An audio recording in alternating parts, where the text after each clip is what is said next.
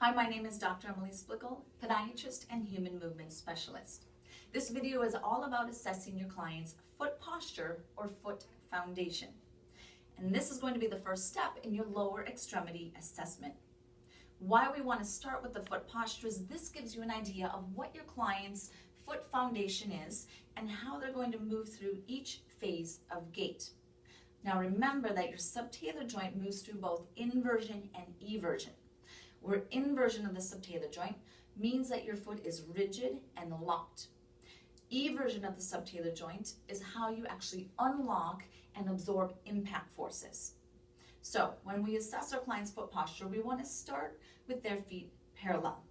Now many of your clients will have their feet abducted or externally rotated.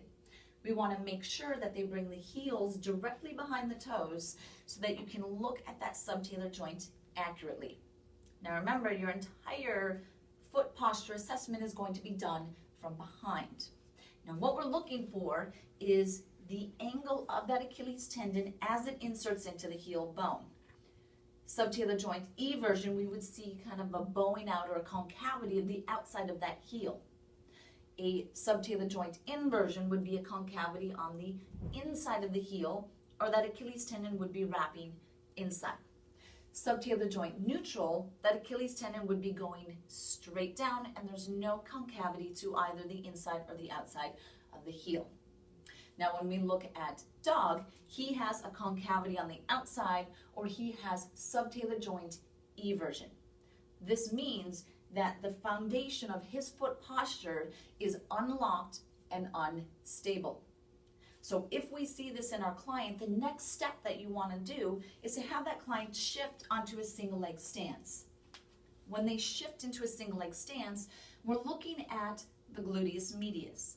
So when that glute med kicks in, is it strong enough to pull that subtalar joint into a neutral position? If you see that it is not strong enough and there's still eversion in that subtalar joint when your client is in a single leg stance, the next test we have them do is to come up onto their toes into a single heel rise.